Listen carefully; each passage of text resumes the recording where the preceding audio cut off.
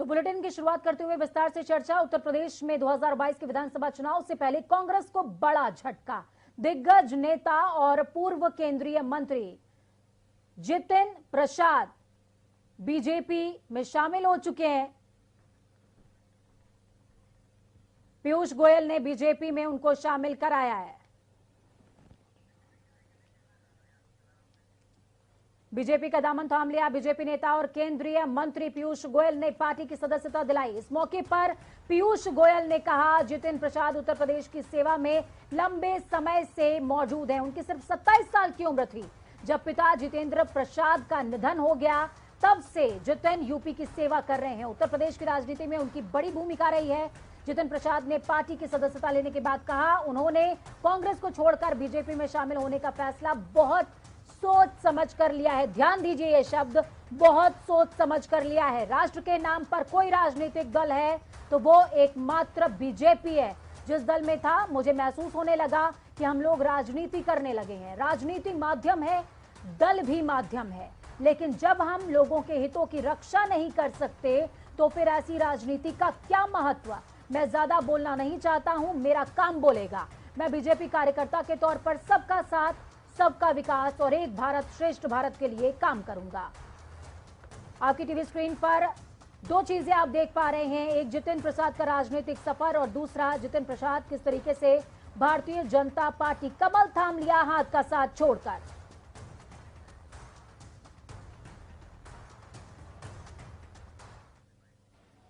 माननीय जितिन प्रसाद जी,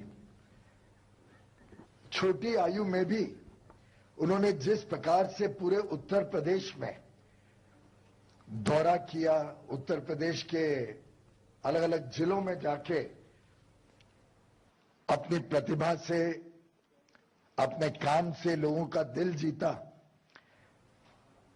2 बार पार्लियामेंट में अच्छे मतों से जीते। पहली बार शाहजहांपुर से 2004 में। तो सीएम योगी आदित्यनाथ ने ट्वीट किया है, उनका स्वागत करते हुए कहा कि मैं खुले हृदय से स्वागत करता हूं कांग्रेस छोड़कर भाजपा में बृहद परिवार में शामिल होने पर श्री जितिन प्रसाद जी का स्वागत है। श्री जितिन प्रसाद ने भारतीय जनता पार्टी में शामिल होने से उत्तर प्रदेश में पार्टी को अवश्य मजबूती मिलेगी। इस खबर पर ज्यादा चर्चा के लिए हमारे संपादक जुड़ चुके हैं हमारे साथ में के उपाध्याय जी सीधे लाइव जुड़े हैं, साथ में स्पर्श हमारे साथ दिल्ली से फोन लाइन पर मौजूद रहेंगे। सर, जिस तरीके की तस्वीरें बीते दिनों सामने आई, कुनबा बढ़ाने की कवायद लगातार चल रही थी भारतीय जनता पार्टी की, ऐसे में कांग्रेस को बड़ा झटका और बीजेपी को बड़ी मजबूती आज मिली है। बीजेपी को मजबूती मिली ना मिली अलग बात है, लेकिन कांग्रेस के लिए बड़ा झटका है क्योंकि कांग्रेस लगातार सिमटती जा रही है। पिछले 30 साल से कांग्रेस का जनाधार लगातार खत्म हो रहा है। कांग्रेस के पास यहाँ पर कुल 7 विधायक हैं, 1 सांसद है। उनमें से भी अब जितिन प्रसाद जैसे बड़े नेता जो हैं वो बीजेपी में आ गए हैं, तो कांग्रेस का बड़ा नुकसान है। उधर भारतीय जनता पार्टी ने जितिन प्रसाद को शामिल करने के बाद ब्राह्मणों की जो कुछ नाराजगी सामने आ रही थी, उस नाराजगी को दूर करने का प्रयास किया है। बिल्कुल, नाराजगी को दूर करने की कोशिश जरूर है। इस दौरान स्पर्श हमारे साथ फोन लाइन पर जुड़े हुए हैं। स्पर्श, आप उस समय वहां पर मौजूद थे, कैसी तस्वीरें नजर आ रही थी? क्या जितिन प्रसाद के चेहरे पर किसी तरह की कोई शिकन नजर आई आपको? क्योंकि वो कांग्रेस छोड़कर, कांग्रेस में लंबे समय से उन्होंने काम किया है, कांग्रेस छोड़कर वो भारतीय जनता पार्टी का दामन आज उन्होंने थामा है, तो किसी तरह की कोई मजबूरी उनके चेहरे पर आपको नजर आई हो या कोई शिकन? देखिए, मजबूरी या शिकन जो है नहीं कहेंगे, लेकिन जिस तरीके से लगातार पार्टी में अंदर रहते हुए पार्टी का जो विरोध है वो करते हुए नजर आ रहे थे। G23 के जो नेता थे उसमें वो शामिल थे। लगातार ये जो इच्छाएं होती हैं व्यक्तिगत तौर पर कि पार्टी में किसी प्रकार का पद हो, वो जो है मिल नहीं रहा था। हालांकि अगर राजनीतिक तौर पर जितिन प्रसाद को देखें तो कोई पिछले चुनाव में वो ज्यादा अच्छा परफॉर्मेंस नहीं कर पाए हैं, लेकिन उन्होंने जरूर जो व्यक्तिगत तौर पर चाहे कांग्रेस के नेताओं पर आरोप न लगाए हों, लेकिन निश्चित तौर पर कहा कि जो पार्टी है वो कहीं ना कहीं अब जो व्यक्ति विशेष है वो रह गई है और बाकी पार्टियां क्षेत्रीय पार्टी के तौर पर रह गई है। और भारतीय जनता सर हमारे साथ में जुड़े हुए हैं। सर, अब यहाँ पर स्पर्श एक बहुत अहम बात बोल रहे हैं कि हो सकता है वो कद उनको नहीं मिल पाया जिसकी महत्वाकांक्षा उन्हें रही हो, लेकिन जब जितिन प्रसाद के राजनीतिक सफर पर नजर जाती है तो उन्होंने महत्वपूर्ण पदों पर काम किया है, उनका राजनीतिक करियर बहुत स्ट्रांग रहा है। ऐसे में क्या एक उहापोह की स्थिति बनी होगी कि उन्हें कांग्रेस छोड़ना पड़ा, या फिर ये कहें कि उनकी महत्वाकांक्षाएं बहुत ज्यादा थीं जिनको अब कांग्रेस पूरा करने में सक्षम नजर नहीं आ रही थी उन्हें? नहीं, देखिए, सबसे पहले तो हमको ये समझना पड़ेगा कि जितिन प्रसाद जो है बड़े कद्दावर नेता रहे हैं। शाहजहांपुर के राज परिवार से भी आते हैं। इनके पिता जितेंद्र प्रसाद कांग्रेस के बड़े नेता थे और उन्होंने कई महत्वपूर्ण पदों पे वो रहे, संगठन में भी और सत्ता में भी। उसके बाद में 2009 में जितिन प्रसाद जो है चुनाव लड़े, धौरहरा संसदीय क्षेत्र से जीते और वो केंद्रीय मंत्रिमंडल में शामिल किए गए थे।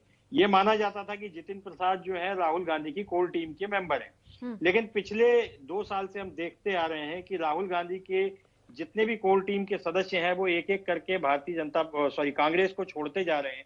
पिछले साल ज्योतिरादित्य सिंधिया ने मध्य प्रदेश में कांग्रेस को छोड़ा और इधर इस बार जितिन प्रसाद ने कांग्रेस को छोड़ दिया है। तो ये माना जा रहा है कि जो राहुल गांधी के समर्थक हैं या जो राहुल गांधी के समकक्ष हैं या जो राहुल गांधी की टीम के लोग माने जाते हैं, कोर टीम के लोग माने जाते थे, उनकी कांग्रेस में उपेक्षा हो रही थी। उन्हें कोई पद भी नहीं दिया जा रहा था, उन्हें तरजीह भी नहीं दी जा रही थी। इन्हें अभी हाल ही में बंगाल के चुनाव का प्रभारी बना करके भेजा गया था। तो बंगाल का प्रभारी बना करके इसलिए भेजा गया था कि इनको पनिशमेंट दिया गया था।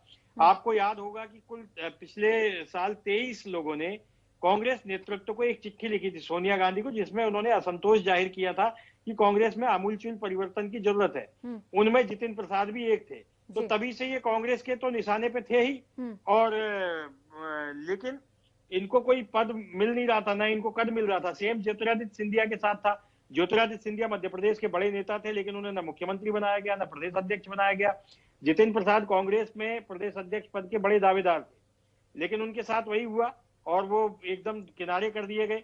2019 में जब ये लोकसभा का चुनाव लड़ने के लिए यहाँ आए तो भारतीय जनता पार्टी में शामिल होने की तब भी इनकी चर्चा थी कि 2019 में भारतीय जनता पार्टी इनको अपने में शामिल कर लेती। लगभग पूरी तैयारियां हो चुकी थी, लेकिन ऐन वक्त पर प्रियंका गांधी ने पहुंच करके जितिन प्रसाद को मनाया, इन्हें टिकट दिया गया और इन्हें चुनाव लड़ाया गया। लेकिन अब उसके बाद में चुनाव ये हार गए। चुनाव हारने के बाद में जितिन प्रसाद को दरकिनार कर दिया गया। उसके बाद से ये लगातार उपेक्षित महसूस कर रहे थे। तो इसलिए जितिन प्रसाद का जाना कांग्रेस के लिए बड़ा झटका है। और उधर भारतीय जनता पार्टी ने ब्राह्मणों की राजनीति को साधने की एक कोशिश की है। बिल्कुल, ब्राह्मणों को साधने की कोशिश करी है। आगामी चुनावों की अगर मद्देनजर देखा जाए सर, तो जितिन प्रसाद का क्या इस्तेमाल हो सकता है भारतीय जनता पार्टी में, क्योंकि एक बड़ा कद है इनका और जो महत्वाकांक्षा कांग्रेस में पूरी नहीं हुई वो पूरी कोशिश होगी, वो अहम पद देकर के संतुष्ट करने की इनकी कोशिश जरूर होगी भारतीय जनता पार्टी की। देखिए, जितिन प्रसाद एक बड़े ब्राह्मण परिवार से आते हैं और जो शाहजहांपुर रियासत का राज परिवार भी कहा जाता है। इनकी जो पकड़ है ये पूरे प्रदेश के ब्राह्मणों पर है। हाल ही में जितिन प्रसाद ने एक संगठन, राष्ट्रीय ब्राह्मण संगठन बनाया था, जिसके वे नेता थे और उसके जरिए वे सभी ब्राह्मण नेताओं से लगातार संपर्क में थे, ब्राह्मणों को सहायता कर रहे थे, सहयोग कर रहे थे। तो वो ब्राह्मणों के युवा चेहरा है। दूसरी बात, वे अच्छे वक्ता भी हैं और अच्छे संगठनकर्ता भी हैं। रहा सवाल उनके जीत या हार का, तो कांग्रेस की स्थिति चूंकि यहाँ उत्तर प्रदेश में बहुत अच्छी नहीं है, लेकिन उसके बावजूद भी इन्होंने संघर्ष किया और अच्छे वोट इन्हें मिले थे। तो ये नहीं कहा जा सकता कि जितिन प्रसाद चुनाव हार गए थे।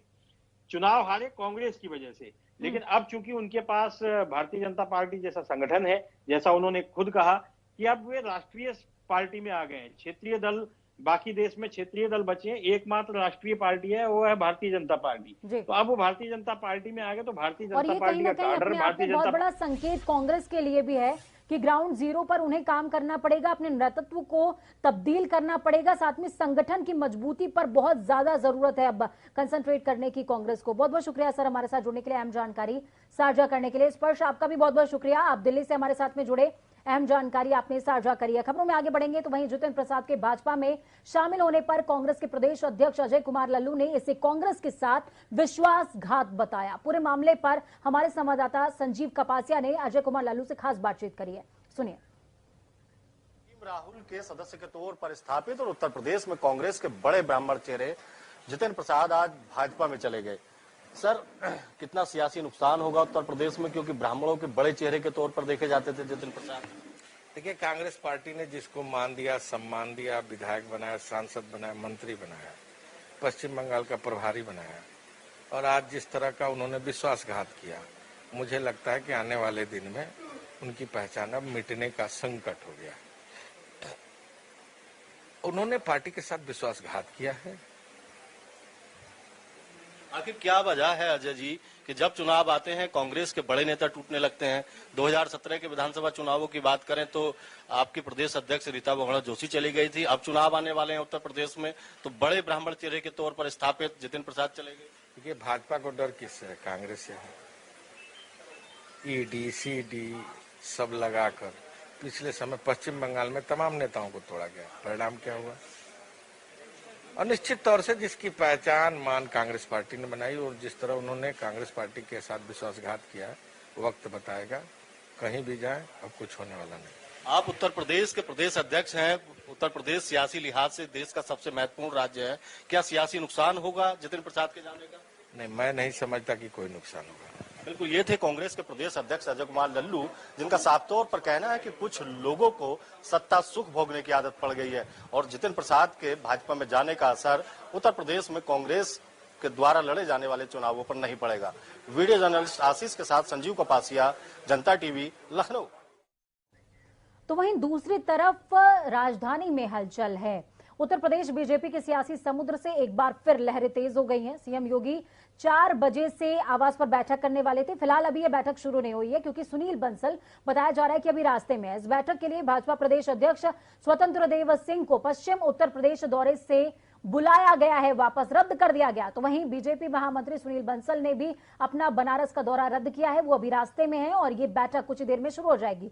बताया जा रहा है कि इस आपात बैठक के कई बड़े मायने हो सकते हैं। जो सियासी अटकलें अभी शांत हुई थी वो एक बार फिर से तेज हो गई हैं। इस खबर पर ज्यादा जानकारी के लिए फोन लाइन पर संजीव हमारे साथ में मौजूद हैं। संजीव, क्या ये बैठक अभी शुरू हो गई है या अभी थोड़ा समय बाकी है? देखिए पूजा, 4 बजे से बैठक होनी थी। आपातकाल में बैठक बुलाई गई थी मुख्यमंत्री के द्वारा, लेकिन पश्चिम उत्तर प्रदेश के दौरे को बीच में छोड़कर स्वतंत्र देव सिंह जो प्रदेश अध्यक्ष है भाजपा के, वो भाजपा मुख्यालय पहुंच गए। लेकिन बनारस के रास्ते से अभी चले हैं सुनील बंसल जो महामंत्री हैं संगठन के उत्तर प्रदेश के, उनके पहुंचते ही बैठक शुरू होगी। लेकिन इस बैठक के मायने थोड़े बड़े हैं। आप देखिए, पिछले 15 दिन के घटनाक्रम पर चर्चा करें तो कहीं ना कहीं जिस तरीके से आरएसएस के सरकारवाह दत्तात्रेय होसबोले, राष्ट्रीय महामंत्री संगठन डीएल संतोष और उत्तर प्रदेश भाजपा के प्रभारी राधा मोहन सिंह लगातार राजधानी लखनऊ में डेरा डाले रहे। कहीं ना कहीं मंत्रिमंडल विस्तार की चर्चा रही, संगठन में बदलाव की चर्चा रही। बैठक की चर्चा के साथ ही एक बार फिर से कहीं ना कहीं तेजी आ गई है इन अटकलों में कि मंत्रिमंडल विस्तार हो सकता है या फिर कुछ अन्य फेरबदल देखने को मिल सकते हैं, क्योंकि लगातार भाजपा में सियासी हलचल तेज है। बहुत बहुत शुक्रिया संजीव हमारे साथ जुड़ने के लिए, अहम जानकारी ग्राउंड जीरो से साझा करने के लिए। खबरों में आगे बढ़ेंगे। सीएम योगी आदित्यनाथ ने 23 लाख श्रमिकों को 230 करोड़ की सौगात दी। सीएम योगी ने 1000 रुपए मजदूरों के खाते में ट्रांसफर किए हैं। यूपी सीएम ने श्रम को सम्मान और संबल कार्यक्रम पोर्टल की भी शुरुआत इस दौरान करी है। तो तस्वीरें आप देख रहे हैं। आज सीएम योगी ने वर्चुअल संवाद भी श्रमिकों से किया है। पारस अस्पताल मामले में तथाकथित मॉक ड्रिल के नाम पर 22 मरीजों की जान जाने के मामले में जिलाधिकारी ने कार्रवाई करते हुए अस्पताल को सील कर दिया। लेकिन अभी भी कई ऐसे सवाल हैं जिनके जवाब मिलने बाकी हैं। ये खास रिपोर्ट देखिए। फैसला हुआ, कोई कहीं नहीं गया। इतना बड़ा धारा 188 के तहत क्यों हो रही है अस्पताल पर कार्रवाई? अस्पताल में हुई 22 मौतों का जिम्मेदार आखिरकार कौन?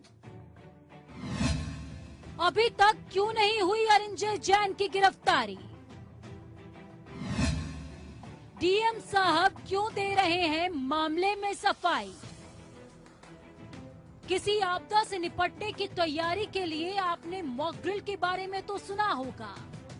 किसी युद्ध से पहले सेनाओं की तैयारी को लेकर किए गए मॉक ड्रिल के बारे में भी सुना होगा। लेकिन किसी की जान से, जी हाँ, ठीक सुना आपने, किसी की जान से खिलवाड़ के लिए मॉक ड्रिल का मामला अभी तक आपने नहीं सुना होगा। आगरा के पारस अस्पताल में कौन पेशेंट सीरियस है और कौन सा नहीं, ये जानने के लिहाज से हॉस्पिटल में एक मॉक ड्रिल किया जाता है, मौत का मॉक ड्रिल। इस मॉक ड्रिल के तहत अस्पताल में 5 मिनट के लिए ऑक्सीजन की सप्लाई रोक दी जाती है, लेकिन सिर्फ और सिर्फ 5 मिनट में सांस न ले पाने की वजह से 22 मरीजों की दर्दनाक मौत हो जाती है। पूरा कारनामा सामने आता है इससे जुड़े 4 वीडियो के सामने आने के बाद। वीडियोस में मरीजों की मौत की नृशंस हत्या की पूरी दास्तां सुनाई जा रही है। मत लगाओ, छोड़ो, अब वो छांटो जिनकी ऑक्सीजन बंद हो सकती है, जो बिल्कुल ही डेडलाइन पे है। एक ट्रायल मार दो, फिर एक मॉक ड्रिल करके देख लो, समझ जाएंगे कौन सा मिलेगा कौन सा नहीं मिलेगा। सही बात है, सही बात है। एक मॉक ड्रिल करी हमने सुबह 7 बजे, मॉक ड्रिल हुई, सब दोषी बंद हो, ये किसी पता नहीं, ये मॉक ड्रिल कराई, सुन कर दी सबकी, फिर छट गए 22 मरीज, तुरंत खोल दिए 22 मरीज छट गए। और भाई साहब 6 मरेंगे। और कितनी देर के लिए मॉकड्रिल करा? 5 मिनट के 5 मिनट में 22 मरीज मॉकड्रिल हो गए। तो सुना आपने, मॉक ड्रिल की गई है और बस 5 मिनट में 22 मरीजों की तड़प तड़प कर मौत हो जाती है। पूरे मामले में प्रशासन ने महामारी एक्ट यानी कि धारा 188 के तहत मामला दर्ज कर लिया है, जिसके बाद अस्पताल का लाइसेंस रद्द करके सीज करने की कार्रवाई भी हो चुकी है। लेकिन अस्पताल के मालिक डॉक्टर अरिंजय जैन को अभी तक गिरफ्तार नहीं किया गया। हालांकि देर रात प्रशासन ने अरिंजय जैन पर एफआईआर जरूर दर्ज की है। जिला प्रशासन की माने तो मॉक ड्रिल के दिन सिर्फ और सिर्फ 7 लोगों की मौत हुई, जबकि वीडियो में 22 लोगों की मौत होने की बात साफ तौर पर सुनाई देती है। वहीं पीड़ित अमित चावला का कहना है कि प्रशासन की ओर से जारी की गई लिस्ट में उनके परिजनों का नाम नहीं है, जबकि उस दिन उनके पिता की भी इसी अस्पताल में मौत हुई थी। अब काले कारनामे पर सफेद लिपापोती का नमूना सुनिए। अमित चावला के पास अस्पताल की तरफ से दिया गया प्रमाण पत्र भी है, लेकिन प्रशासन की तरफ से जारी की गई 7 लोगों की मौत की लिस्ट में इनके पिता का नाम नदारत है। 26 की रात के मेरे पास में 2 सर्टिफिकेट जो हॉस्पिटल की तरफ से इशू किए गए थे, वो दोनों मेरे पास में है। पारस हॉस्पिटल ने जो लिस्ट जारी की उसमें आपके पिताजी का पत्नी का नाम, यही तो प्रूफ कि आप मेरे को अगर चाहिए तो मैं सर्टिफिकेट आपको सारे दिखा सकता हूँ, जो कि 26 अप्रैल को पारस हॉस्पिटल की तरफ से इशू किए गए हैं, जिसमें उन्हें 26 अप्रैल को दिखाया कि मेरे फादर की डेथ हुई है। और इस लिस्ट में नाम क्यों नहीं है, ये लोग के लिए क्वेश्चन, तो ये आप सब लोगों के लिए भी है कि ये क्वेश्चन कि प्रशासन, पारस हॉस्पिटल प्रशासन इस तरह का काम कैसे कर सकता है। सिर्फ अमित चावला नहीं बल्कि ये फेहरिस्त बहुत लंबी है। इन वकील साहब को भी सुनिए। इन वकील साहब ने भी अपने परिजन को खो दिया, लेकिन सूची में इनके परिजन का नाम नदारत है। 26 को इन्होंने दबाव बनाया कि आप ले जाइए, यहाँ से ले जाइए, ऑक्सीजन नहीं है, मेरे साथ 2 सिलेंडर भी लाके दिए, उसके बाद भी इन्होंने कोई ओपन गैस नहीं। जो आपके पिताजी थे, लेकिन उसमें उनका मृतकों की लिस्ट में नाम नहीं, फिर क्या इस पे क्या कहेंगे आप? कार्रवाई कर रहे हैं, कोर्ट से मुकदमा लिखाएंगे इनके खिलाफ, बर्दाश्त नहीं करता। ये लोग कह रहे हैं कि 22 लोगों की मौत ही नहीं हुई है। गलत कह रहे हैं, झूठ बोल रहे हैं। मामला बिल्कुल स्पष्ट है कि दाल में कुछ काला है, या यूं कहें कि दाल ही पूरी काली है। एक तरफ प्रशासन मॉक ड्रिल के दिन 7 लोगों की मौत की सूची जारी करता है, लेकिन उस सूची में अमित चावला और वकील के परिजन का नाम नहीं है, जबकि पारस अस्पताल ने उसी तारीख को ही मौत का प्रमाण पत्र दिया है। सवाल बहुत सारे हैं, जवाब कोई नहीं, क्योंकि कार्रवाई कागज पर तो है, धरातल पर अरिंजय जैन की गिरफ्तारी अभी भी बाकी है। सवाल ऐसे में ये कि क्या डीएम लीपापोती का काम कर रहे हैं। जनता टीवी के लिए आगरा से प्रदीप रावत और डेस्क से विशाल त्रिपाठी की रिपोर्ट। तो वहीं इस पूरे मामले में विपक्ष लगातार सरकार पर हमले करने में लगा हुआ है। इस बार कांग्रेस महासचिव प्रियंका गांधी ने सरकार को घेरा। प्रियंका ने ट्वीट करते हुए कहा कि उत्तर प्रदेश ने ऑक्सीजन की भारी कमी के बीच लगातार कहा कि ऑक्सीजन की कमी नहीं है, प्रदेश भर में लोगों की तड़प तड़प कर जान चली गई। प्रियंका ने आगरा मामले में लिखा कि आगरा में भी प्रशासन कह रहा है कि ऑक्सीजन की कमी नहीं थी। क्या उत्तर प्रदेश सरकार आगरा मॉक ड्रिल का सच सामने लाकर दोषियों को सजा देगी?